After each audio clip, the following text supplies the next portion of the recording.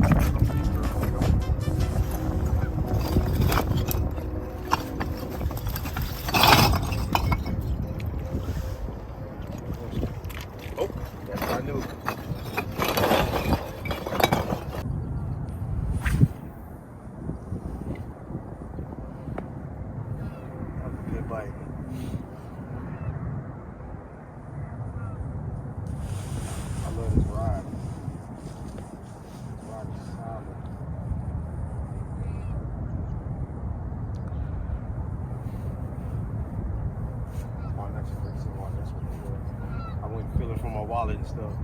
Those creeks.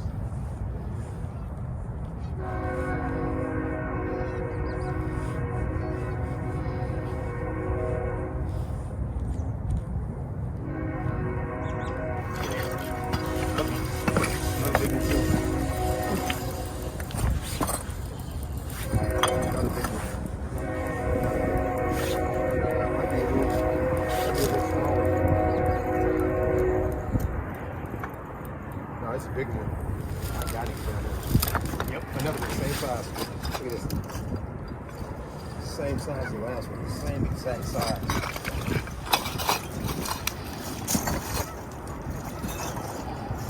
Okay, keep down one more cut.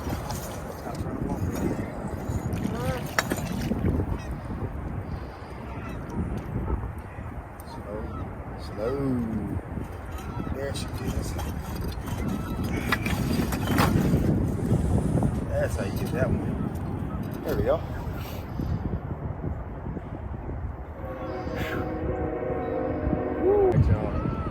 Working the shaky head today, guys.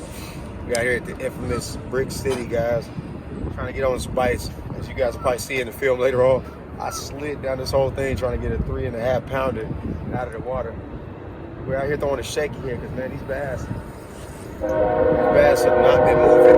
They hadn't hit any moving baits. Trying to jerk bait. We're throwing lipless at them. The only thing we can see to get them on is a shaky head right now. And this time of year, that's perfectly normal, guys. You go up there. You got to downsize and finesse a little bit. I'm using 8-pound test, guys. 8-pound test. The reason I'm using light 8-pound test, not 8-pound full, it's 8-pound mono. I'm taking a bit of a chance, but it'll get you more bites because they can't see that line as well. And dude, we're just out here having fun right now. So you guys stay tuned to see if we get some more shaky head bass.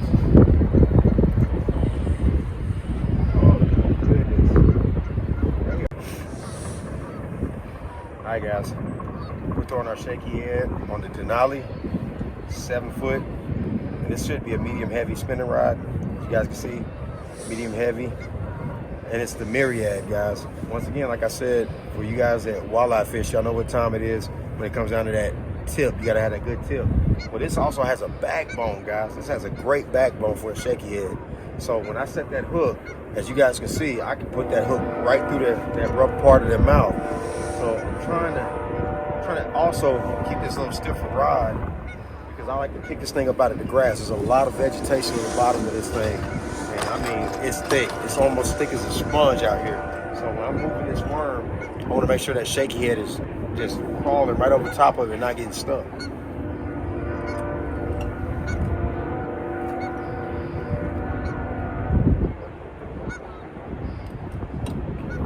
See, there's that grass. That's that grass I'm talking about, guys. It kind of holds onto your bait. You know, I'm using a 3/8 jig head.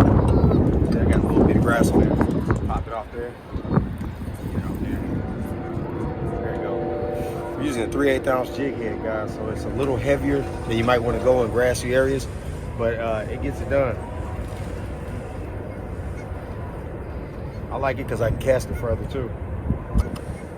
All right, what you're gonna do is, guys, okay, let's break this down real quick, guys.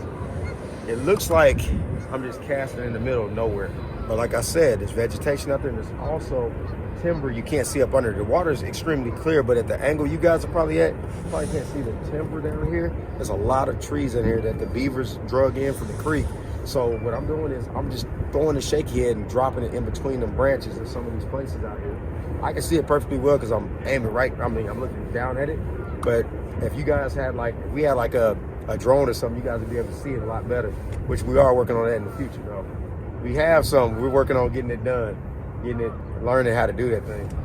But like I said, you're gonna drop that shaky head right in between them branches. And what I'm gonna do is, like right here, when I feel that branch, I'm just gonna let that shaky head drop. Every time I feel that branch kind of knock at it, let it drop.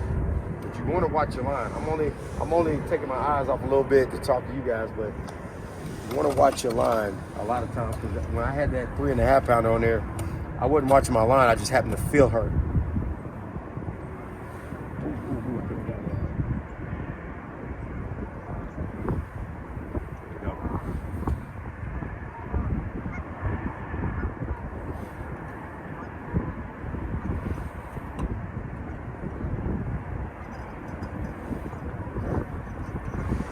Wind's picking up a little bit. That's not a problem. It's currently 50 degrees out here. I mean, some of this water on the other side of that creek, it was frozen, guys. It still has ice on it. So a lot of these fish are really, really lethargic. Just so happen, if you can, some grass. If you can get that bait right in front of their face and dance around a little bit, you're sure to get bit, especially a shaky head, guys. You can do drop shot, Ned rig, but I'd rather have a shaky head because the bigger bass seem to tend to like these 7-inch shaky heads. I'm gonna show you the setup real quick, guys. That's what I'm throwing. I'm always throwing like a 7-inch shaky head worm, and it's June bug with the green flake. That's my favorite in water like this, especially clear water. And the silver doesn't stop them from biting, guys. The silver on here doesn't stop. I usually use a black one when the water's a little ultra clear, but since we have a little chomp on it, this right here won't even matter. Drop off just to my left. Let's see if they're off in here, because usually in the wintertime, guys, you can find a deep channel or a canal of some kind that's underwater. I mean, you want a deep trench. Usually you want to find a little bowl, a deep trench or a bowl, guys, to just drop that bait into. Because a lot of times in bass will get off in there and they'll just stay warm off in there the whole winter. Some might be right there towards the top if there's a shelf there, because right here we have bricks. We have bricks that stack all the way up and they make a shelf down there.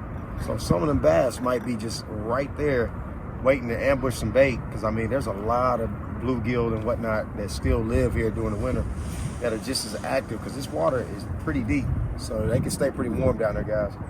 So the bass don't stop moving just because it gets cold. So just remember that. I mean, I know a lot of people say, oh, it's time to slow down. It's time to really just concentrate on, just slowing down your speed. That's the main thing they talk about. But let me tell you something. The guys that have live scope, they'll tell you, them bass are sometimes just as active in the summer, as in winter, as they are in the summer. So you got to be careful with that. It just depends on the depth. Uh-oh. You got him? Oh, we lost him. Okay, guys, that felt like grass. Let me get back to these fish. We lost him. That was a good fish, too.